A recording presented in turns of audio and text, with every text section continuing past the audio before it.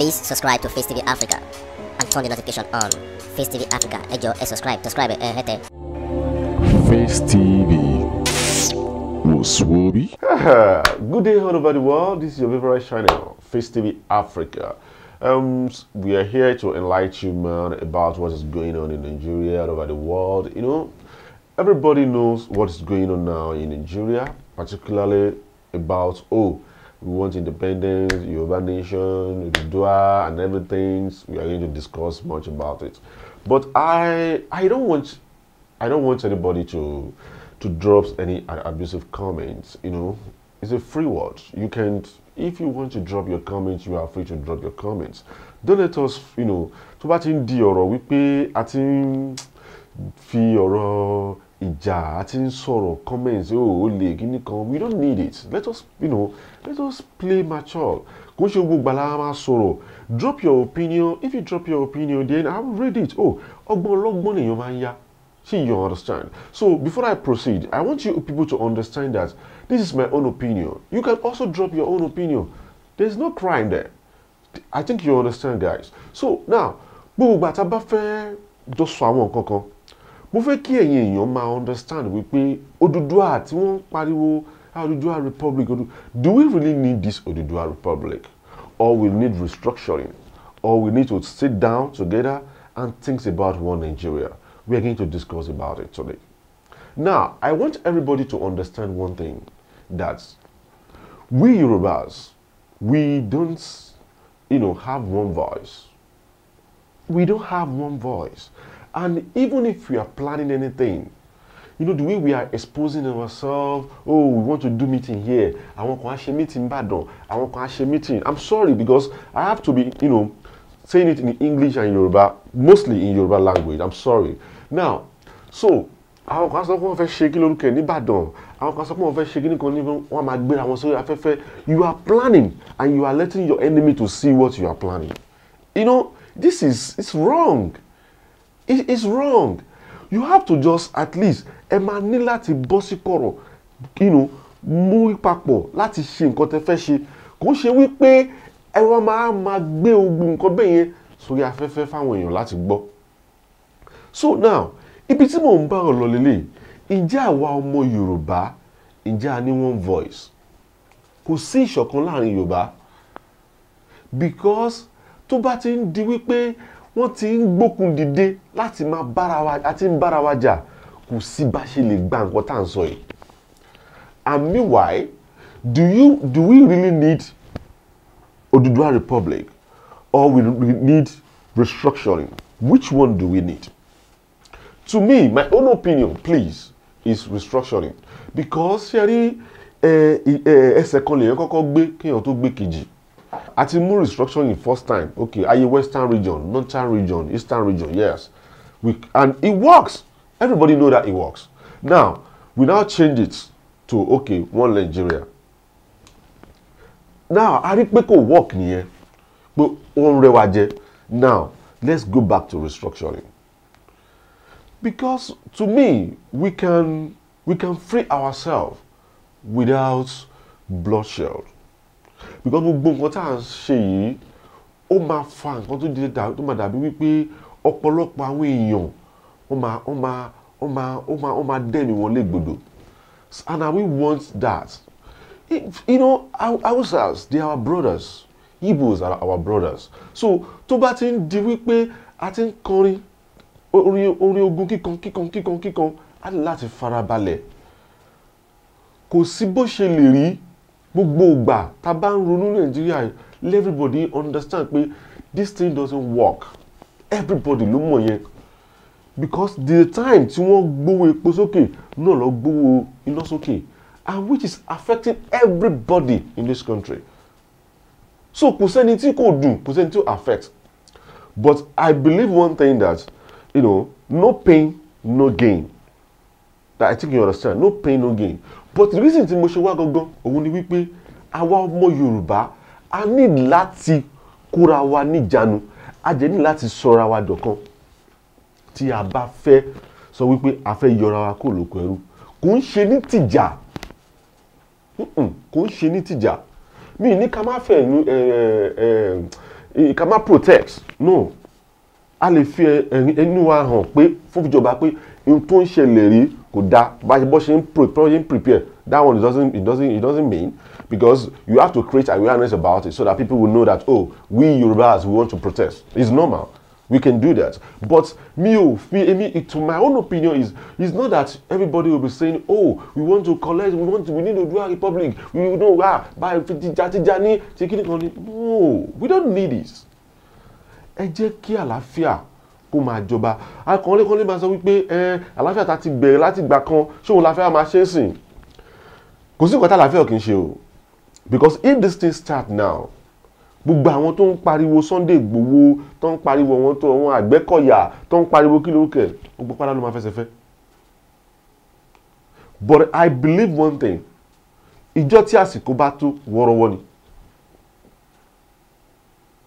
Let us say our opinion, tí àwọn èèyàn bá ń gbọ́ wa kíkan tá à ń sọ pé nǹkan báyìí níjọba ń ṣe tó tẹ́ wa lọ́rùn tí a jẹ́ ń gbé ìgbésẹ̀ ní àwọn ìgbésẹ̀ tó wà reasonable.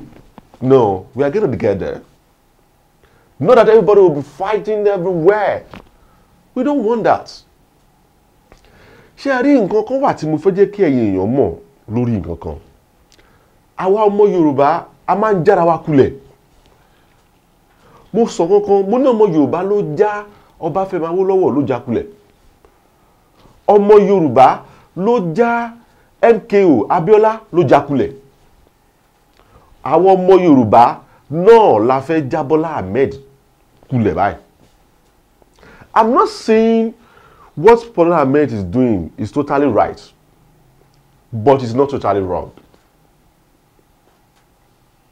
I'm not saying Bọ́lá Ahmed Tinubu is totally wrong, is totally right, but it's not totally wrong. Ṣé rí ìgbésẹ̀ ká tó lè ní èèyàn tó dàbí Bọ́lá Ahmed Tinubu ó máa pẹ́, and we have to be very very careful. Lóòótọ́ orí ọba fín gbogbo àwọn èèyàn jẹ́ ló dìde pé Bọ́lá Ahmed Tinubu rí ọba aládé fín, which is very wrong. If anybody nínú ilẹ̀ Yorùbá yìí kò sẹ́nibọ̀dì tó gbọ́dọ̀ rí Ọọ̀ni of Ifẹ̀ fín torí wípé òun ló represent Yorùbá in everywhere, and tí a bá ti lè yẹ̀yẹ́ nǹkan wa kò lè jọ wá lójúmọ́ láyé. So mo nífẹ̀ẹ́ fi gbogbo àwọn èèyàn ṣe dìde láti kẹnujọ Bọ́lá Ahmed Tinubu. Òun náà he will know that nǹkan tóun ṣe is very wrong. He will know that. But to me èèyàn kì í ṣe kó jẹ́ wípé gbogbo nǹkan tó ti ṣe ní dáadáa àjẹsáré gbàgbé. Àwọn ọmọ Yorùbá la wá fẹ́ já nǹkan wa kulẹ̀. Àwọn ará òdì kejì máa sọ̀rọ̀ sí wa lẹ́nu. Either we like it or not, nobody, I can say it, tó lè wà ní position yìí tí Bọ́lá Ahmed Tinubu wà nílẹ̀ Yorùbá yìí. Let us point that person out. Ẹ má yẹ ká ilé ìṣòro pé kíní opinion ni opinion ti tẹ. Nobody. Don't let us deceive ourselves. Nobody. We should try to understand that láti 1999 tí mànú yẹn ti ń build pé kíní àánú fẹ́ débẹ̀, because mostly àwọn Haúsá ló máa ń fìyàn síbẹ̀. Now tí ní Yorùbá tó jà fúnra wọn láti jọ ní same percentage láti fi gbé Yorùbá débẹ̀.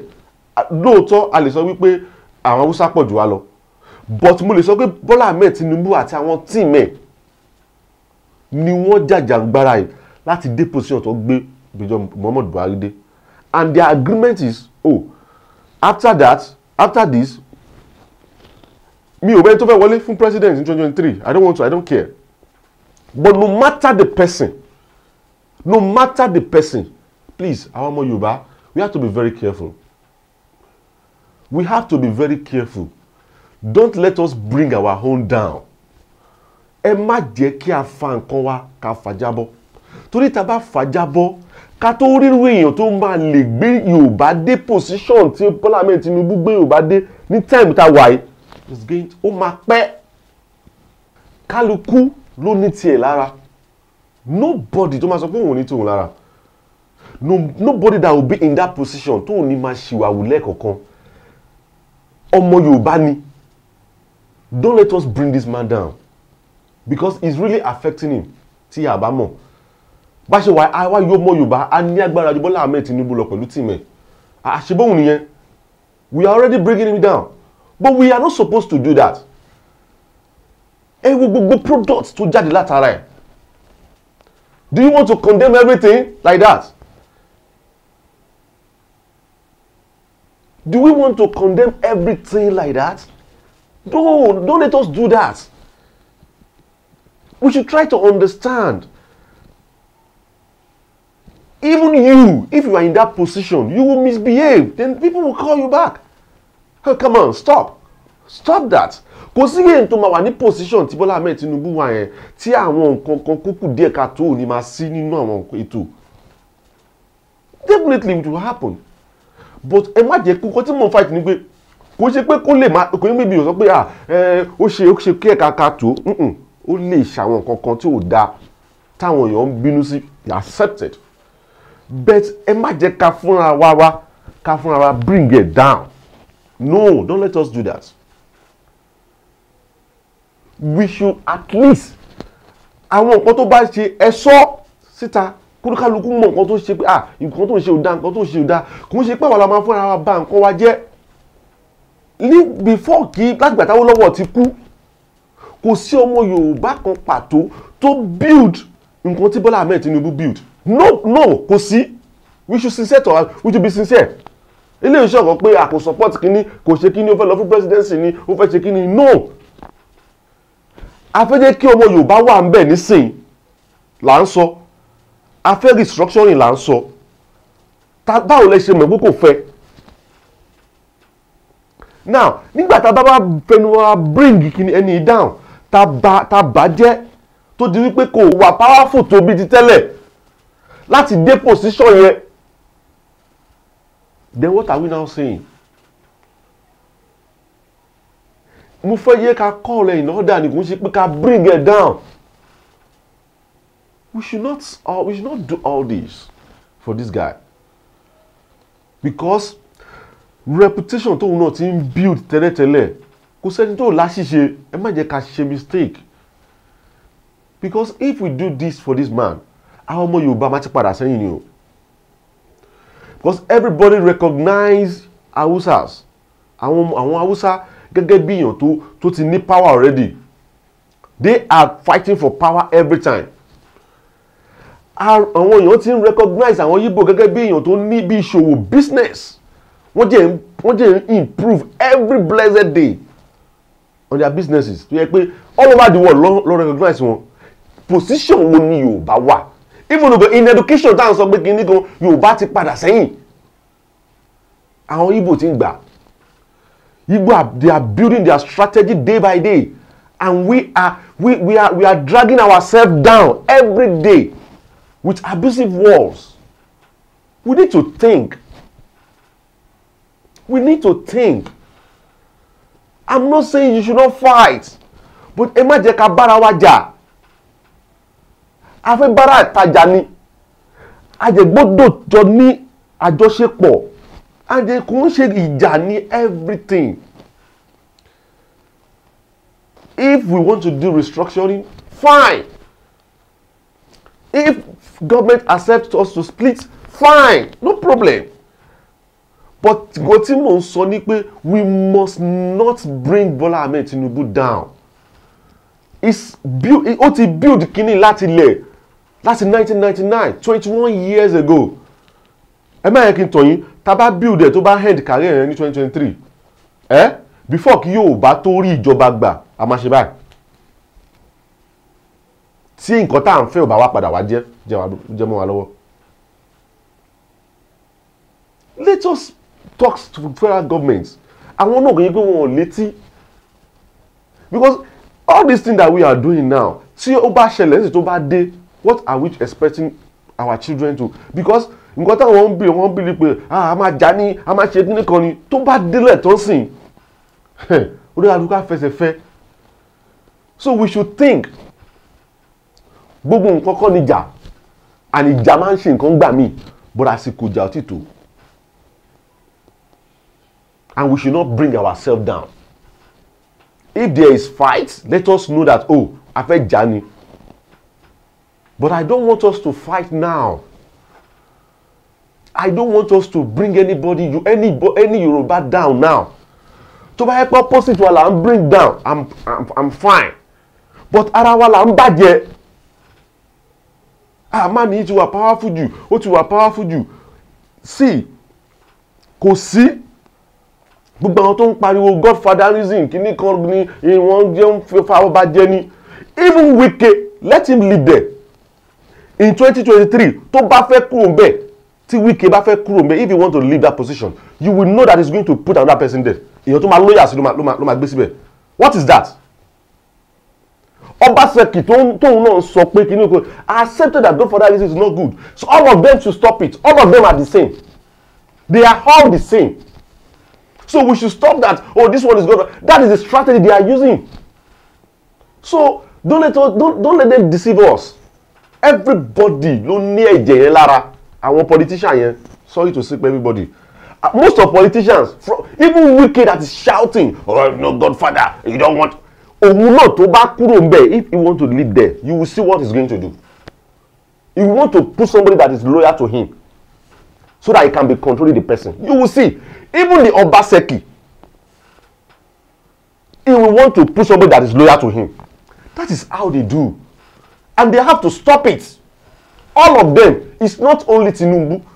It's not only Oshiomhole that is doing it. It's all of them that is doing it. So they should not be deceiving us. The only thing totally pé àwọn ní saint fún wa ni pé tó bá 2023 tí Wike bá fẹ́ kúrò ńbẹ̀ kó má dá sọ́wọ́ òṣèlú kó kàn ẹ̀pẹ̀ nìyẹn kó gbé wọlé kó jẹ́ ìyọwọ́ ẹ̀kọ́ ní politics kó yọwọ́ ẹ̀kọ́ ní mẹ́rin nínú kílódé kí Obaseki náà ṣe the same thing kó má frustrate gbogbo wọn pátátá ló máa ń ṣe bẹ́ẹ̀ they do the same thing so they should stop láti máa push èèyàn wọ́n á lè bring nǹkan wá nǹkan tí wá ní Bola Ahmed Tinubu either we like it or not ọmọ Yorùbá ni. Ọmọ Yorùbá ni Haúsá ló gbé Olúṣẹ́gun Ọbásanjọ́ débẹ̀ ó débẹ̀ tán ló change ẹ̀ mọ́ wọn lọ́wọ́. Do we know what is coming? Ẹni tó ń bọ̀ ọmọ Yorùbá tó fẹ́ gbé wá ṣé ẹ mọ̀ nǹkan tó fẹ́ ṣe ná táwa kù díẹ̀ kí everything bọ́ sọ alẹ́ ta fẹ́ da gbogbo ẹ̀rù ta fẹ́ bẹ̀rẹ̀ sí ní bára wa jà. Don't let us fight ourselves, please. We are all Yorùbás. I will play one video for you. That video, walai, ìgbà tí mo wo video yẹn, mo wà speechless. It's not about party. It's about Yoruba.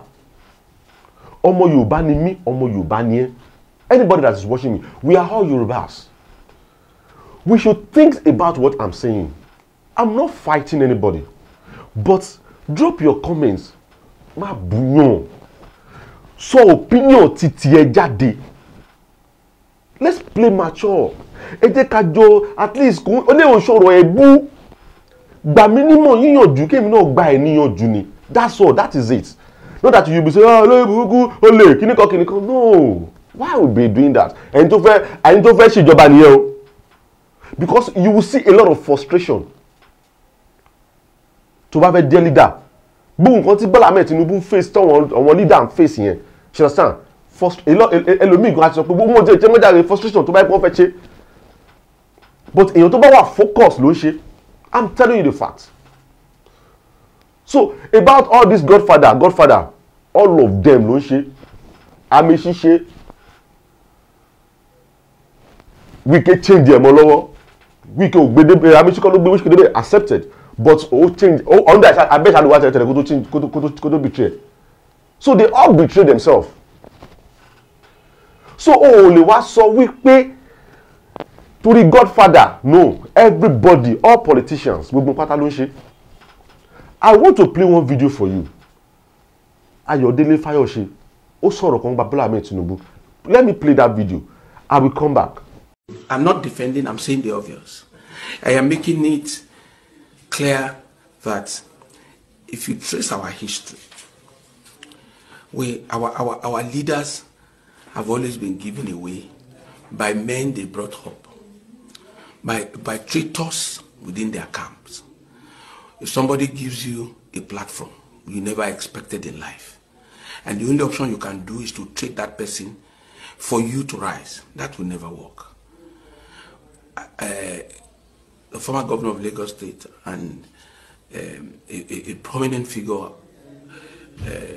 Asiwaju Bola Ahmed Tinubu, is a major figure in the Yoruba nation. Call it any name you like to call it. And it will be foolhardy of anyone denying this fact. I want to say it expressly.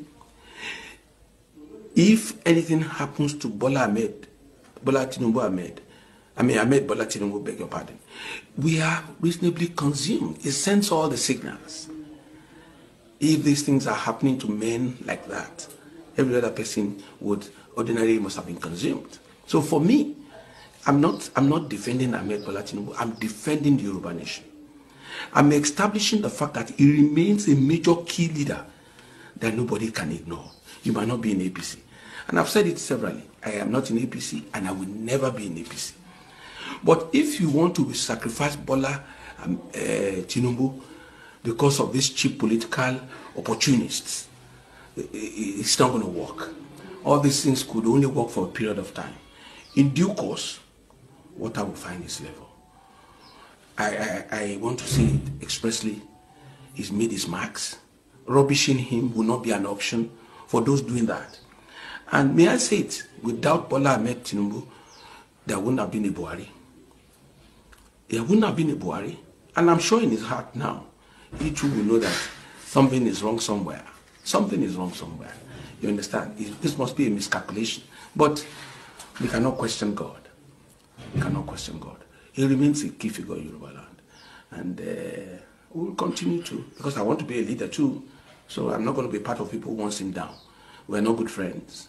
We've been in opposing camps, but that is not enough. That is not enough. If you remember the story of Abiola, it was brought down by his own men. If you remember the case of Awolowo, it was brought down by his own kinsmen. The same thing is happening to this man, but God forbid that Ahmed Bola Tinubu will be brought down cheaply like that. God will intervene. Nǹkan tó ń pè ní ṣọ̀kan Yorùbá lè rí yẹn, one voice. Kò sí ọ̀rọ̀ party. No. Bola Ahmed Tinubu from beginning ni Bola Ahmed Tinubu ti jẹ́ Afẹ́nifẹ́re. From beginning ni Ayọ̀ Fáyọ̀ṣe ló ti jẹ́ PDP. And tó bá yẹ pé ta ló bú APC jù láyé, ta ló fẹ́ bà APC jẹ́, Bola Ayọ̀ Fáyọ̀ṣe ni. But ẹgbọ́n nǹkan tó sọ jáde. Torí ó believe pé Yorùbá ni wá. Ó jẹ́ ìwò strategy tó wà lẹ̀, everybody in play in politics. Ó yí pé no, this man is great.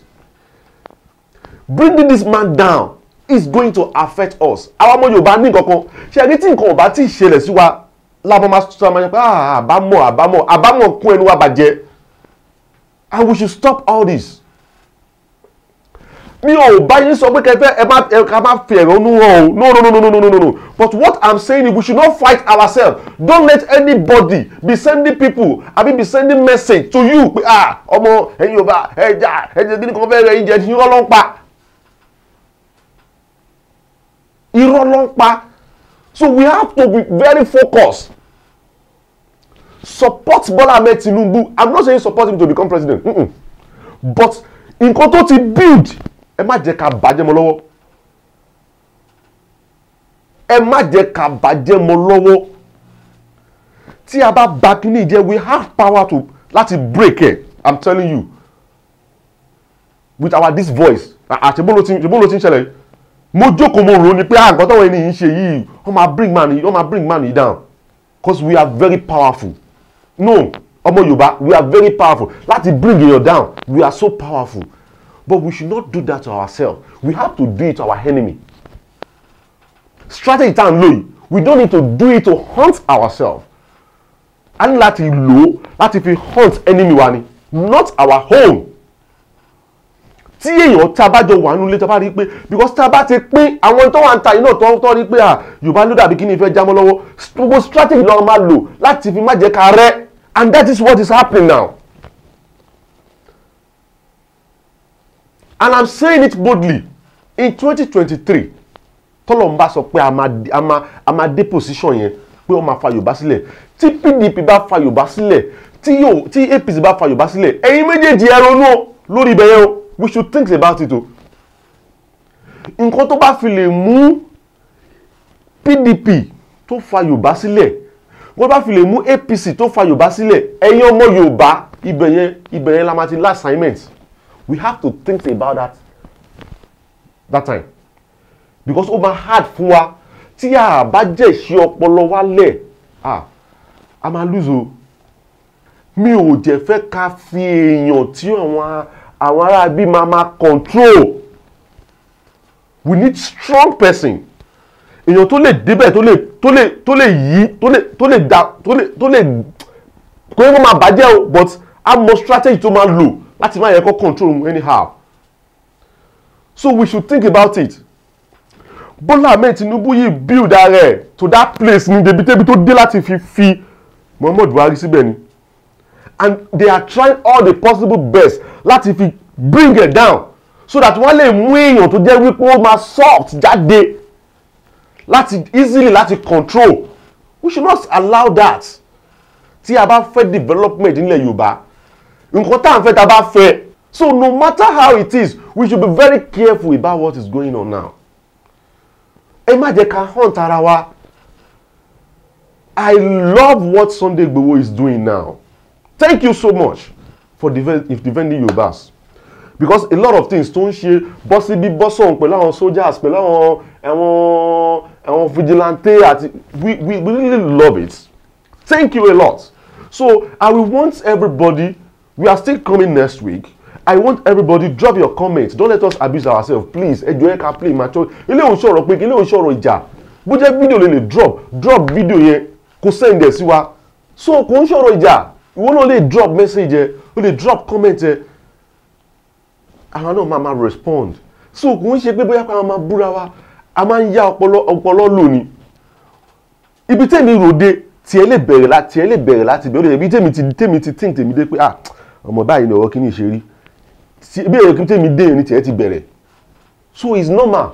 Kò sẹ́ni tó gbọ́ tán tó bá gbọ́ jù mí lọ lénìí kó ronú jù mí lọ lórí ìdọ̀la àkọ́kọ́ mi náà balẹ̀ kí tún ronú jù ẹ lọ. So bí life ṣe rí nìyẹn. So ó máa kọ́ mi náà máa kọ́ ẹni. Kò ní ká máa bẹ̀rẹ̀ sí sọ̀rọ̀ sí wa. Ẹ má yẹ ká hunt ara wa ni mò ń sọ. Nǹkan tí mo ti torí ẹ̀ wá sórí sí ìbà lélẹ̀. Ẹ má yẹ ká hunt ká má máa sọ̀rọ̀ burúkú síra wa. Sọ opinion ẹ kémi náà sọ opinion mi. Òun ló máa jẹ́ kí development bá Nigeria. Thank you so much for listening. I'm Lekuti Oyeyemi. Bye.